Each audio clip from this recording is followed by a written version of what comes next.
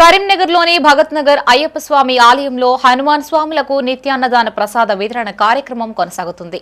మాజీ urban bank director D Sampath ఆధ్వర్యంలో హనుమాన్ స్వాములు భక్తులకు అన్నదానం చేపడుతున్నారు.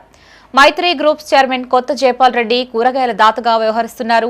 ఆయన ప్రతి ఏటా తమకు సాయం అందిస్తుంటారని డి సంపత్ అన్నారు. అలాగే బియ్యం, కిరాణా సామాను దాతగా డి సంపత్ కుమార్తె డి నేహారెడ్డి వ్యవహరిస్తున్నారు. ఈ కార్యక్రమంలో డి సంపత్, గడప నాగరాజు, పొన్నం రాజేష్, ముదుగంటి ప్రవీణ్ రెడ్డి, సత్యం, మల్లేష్, విద్యాసాగర్, అభి, ప్రశాంత్, సేవకులు ఉషారాణి, అనిత, భారతి, అరుణ, దుర్గా, రాజేశ్వర్ పాల్గొన్నారు. ఈ రోజు కూడా నా కూతురు అంటే నేహారెడ్డి గారు నేటి అన్నదాత. ఇంకోటి ఏంటంటే మనకి ఈ రోజు నుండి మా చిన్ననాటి మిత్రుడైన కొత్త జైపాల్ రెడ్డి అన్న గారు మనకు నిత్యం అంటే ప్రతి దినం పెద్ద జయంతి వరకు కూరగాయలు వడిస్తూ అన్నాడు.